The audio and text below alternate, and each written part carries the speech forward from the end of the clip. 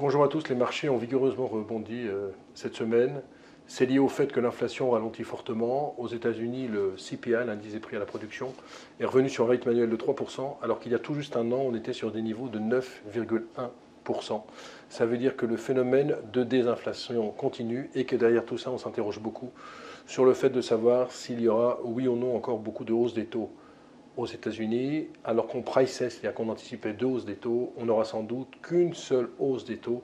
Et ça plaît beaucoup aux investisseurs. Qui dit politique monétaire plus accommodante dit remontée de l'euro face au dollar. On est sur des niveaux de 1,1150. Les investisseurs vendent du dollar et achètent de l'euro. Du côté de la France, on a aussi un phénomène de désinflation, si bien qu'on peut s'interroger sur les politiques des banques centrales. On va peut-être sortir enfin de ce dogme des 2%. Vous savez qu'on est enfermé dans une espèce de dogme monétaire selon laquelle, tant qu'on est au-dessus des 2% d'inflation, a priori, la politique monétaire doit rester restrictive, ce qui est une hérésie, puisque vous avez certaines personnes, notamment Olivier Blanchard, l'ancien économiste du FMI, qui dit qu'il faut plutôt parler de 3%. Bref, il y a beaucoup d'incertitudes, mais les marchés semblent être dans une bonne dynamique, à condition que les résultats des entreprises qui vont commencer à être publiés tout au long des prochaines semaines soient bons. On attend aux États-Unis un recul de 6% du profit du S&P 500. En général, les consensus sont battus, c'est-à-dire que les analystes sont plutôt pessimistes et on a des meilleures estimations qui sortent. On verra ce qu'il en est. Moi, ce qui m'inquiète sur la semaine, plutôt de parler des résultats qui ne sont pas encore connus, c'est la Chine. La Chine qui ne cesse de ralentir avec une chute des exportations encore le mois dernier. La grande problématique, c'est que les autorités chinoises tablaient sur un PIB en progression de 5% cette année. On aura tout juste entre 3 et 3,5%. Pourquoi ?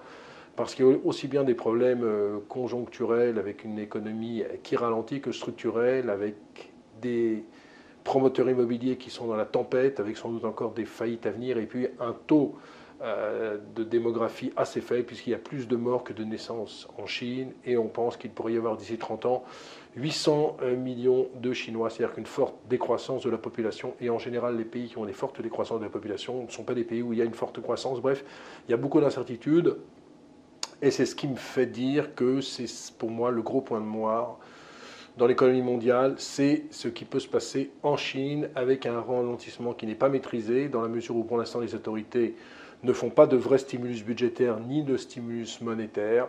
On n'est pas tellement confiant sur le pays et c'est pour ça que je ne suis pas euphorique sur les marchés. J'ai vraiment le sentiment qu'on va rester, comme on l'a été la semaine dernière, sur une zone 7000-7500 points pendant quelques semaines encore. À noter dans le monde des small caps, une nouvelle OPA sur Aubert. On est dans l'aménagement de décoration intérieure. Aubert prime de 73%.